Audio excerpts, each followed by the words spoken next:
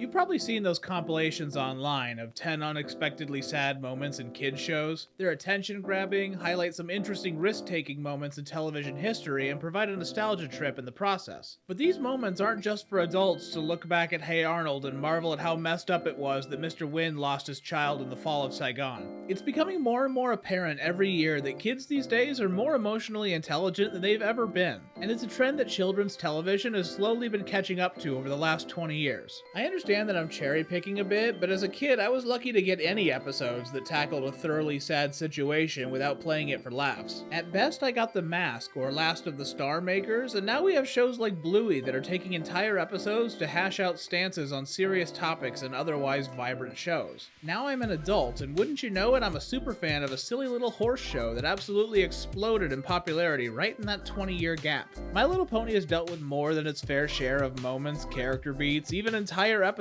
that deal with really sad subject matter. They don't have a spotless record, but I think it's a remarkably intelligent show in that regard, and I wanted to share some of the ways that my favorite pony show deals with relaying these feelings to a younger audience. Have you ever noticed just how uncommon it is that a character in the Ponyverse actually cries? Sure, there have been over-the-top moments of waterfall sobbing for comedic effect or to serve as a plot beat, but moments throughout the series where characters actually break down and cry are actually pretty rare. The act of crying is a really good physical indicator that a character is dealing with some emotional baggage, and I honestly appreciate that the animators and storyboard artists chose to use it as sparingly as they did. We all know that character who cries over every little thing, and more often than not it ends up being used as more of a running joke than a character moment. Instead, the creators have found another tool for conveying emotion, and I want to show you an example using a scene that, for me at least, is one of the most devastating moments in the entire franchise. Pinky, I just can't talk to you right now. What sells the scene so well is the viewer's association between Pinky and her trademark optimistic energy. All of the girls are upset at Twilight for trying to steal the pearl and ruining their plans to save Ponyville, but the most bubbly character in the show not even being able to look her in the eye is a sign that something is seriously wrong. TV Tropes calls this out of character is serious business, when a character acts outside their established character traits as a warning that this person is dealing with something under the surface. Pinky dipped out of character earlier in the second act of Pinky Pride after being usurped as the party pony by her eventual husband, but she's far from having a lock in this department. It's used to great effect when Dash has to pass a test to join the Wonderbolt reserves. Her realization that the sporty character can't get by on her natural athleticism alone drops her into a depressive stupor that's actually a little upsetting to watch. You also get it late in the series with Common Ground, when Quibblepants can't keep up his usual smarmy know-it-all facade in the face of thinking that he might lose a mare he really cares about. This isn't just a casual fling for him, and these kinds of character moments sell that idea really well. Sometimes though, when talking about specific issues, it can help to frame difficult to talk about situations in the context of the world unique to these characters. My Little Pony does this from time to time, the earliest and most well-known example of which coming from the episode Bridal Gossip, when Zecora the zebra is used to tell a story about the dangers of prejudice and discrimination. There was also an entire episode about a pearl that turns hippogriffs into sea ponies, just so that we could comfortably tell an episode about divorce and joint custody. It sounds convoluted on paper, but because Terramar's concern is rooted in a feeling shared by many children of divorced parents, it still rings largely genuine. But there are times when I feel like the coding of emotional issues threatens to buckle under the gravity of certain topics, and the poster child for this is the Season 8 episode A Rock Hoof in a Hard Place. I had to be told long after the fact that this entire episode can be read as an allegory for suicide. Matt Cowrick as Rockhoof plays a world-weary warrior in a place he doesn't fit in, and Katrina Salisbury conveys really convincing desperation as that friend terrified of losing her hero who has no idea how to help him. Aside from the coding of suicide as a magic spell, the episode treats the mental states of the two leads with just about enough gravitas that you don't feel like the episode is being played for shock value. But the actual meat of that episode is pretty heavily overshadowed by the sheer stones of the writing team taking on a subject that heavy in the first place, and that can get in the way for some people. When it comes to emotional maturity, My Little Pony is a 200 episode sequence of almost no misses, but those whiffs are so huge that they feel like they come from a completely different show. Consider these your PSAs about how not to handle a sad moment. For example, don't frame the grief of losing a loved one by invoking Native American genocide just so that you can squeeze in an all is lost moment into your parable about sharing. I mentioned the suicide plotline being mildly distracting, but this turns it up to 11. It's in extremely poor taste and plays down the actual sadness of what happens in Appaloosa by trying to quietly allude to one of the saddest moments in my country's history. But mostly, it wasn't even necessary to get the point across. A master craftsman doesn't set out to make a chair and then immediately reach for a jackhammer. The show is better than this episode demonstrated, and it has a long track record of being a really emotionally genuine show.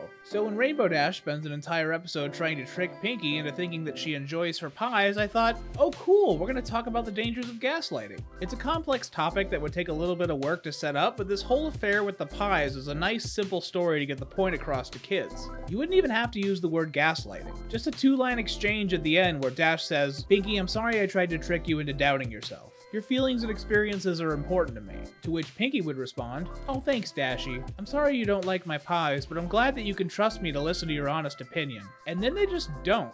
This sounds like it's turning into a rant, but I really do think that overall this show tackles complex emotional moments really well. I also noticed that even though the entire main cast deals with their share of emotional adversity and growth, the show realized during its run that they have 4 specific characters on the cast who lend themselves especially well to really grounded, emotionally complex episodes. A sort of sad gang, if you will. Spike has this built-in question about his origin that leads to a series of really earnest episodes about his upbringing. Not to mention the pit stop that was Equestria Games, getting to look really closely at a secondary character's sense of self-worth. Fluttershy is basically anxiety incarnate, and all of her issues with social anxiety and feelings of worthlessness are among the best in the series for not pulling any punches. Scootaloo has this underlying disability with her inability to fly that gets played really straight in Flight to the Finish with some really subtle flourishes that it's something she really dislikes about herself.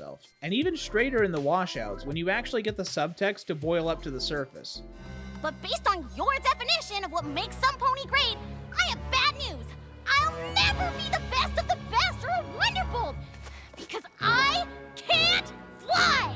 But the queen of delicate emotional nuance has to go to Twilight Sparkle herself. It made a lot of sense to instill the straight-A student with anxieties about missing deadlines and disappointing her mentor, at least before the Flanderization set in. I hear very few people talk about her emotional spectrum in Point of No Return, where she goes from being upset at herself to being upset at even the possibility that she might have gotten someone fired years ago. It's a really layered performance, but I can understand it being overshadowed by the episode you knew I was going to talk about when you clicked on this video.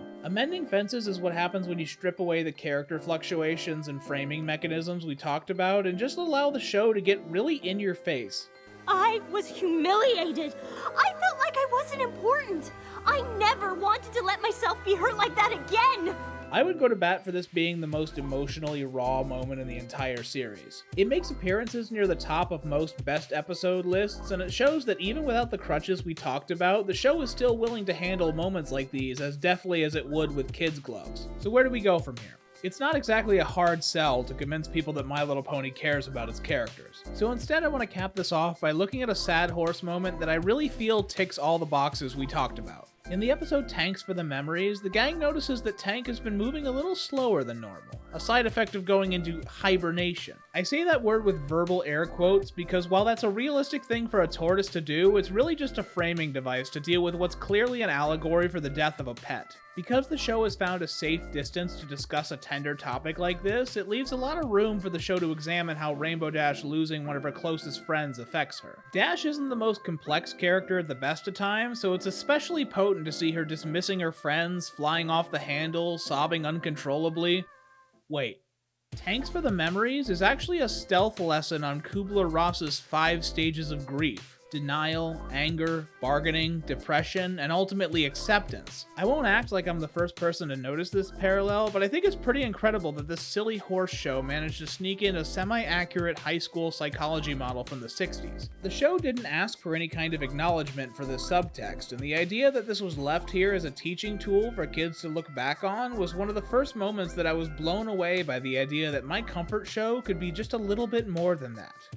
But I'm done waxing poetic. Was there a moment in My Little Pony that resonated strongly with you? Have you ever cried watching this show? Your mileage may vary, and I'm sure that different people are affected by different scenes. Leave your favorite emotional moment in the comments, or even just a way this show helped you deal with feelings in your own way. Sorry if this was kind of a downer episode. I have another episode later this month that maybe will help spread the love around.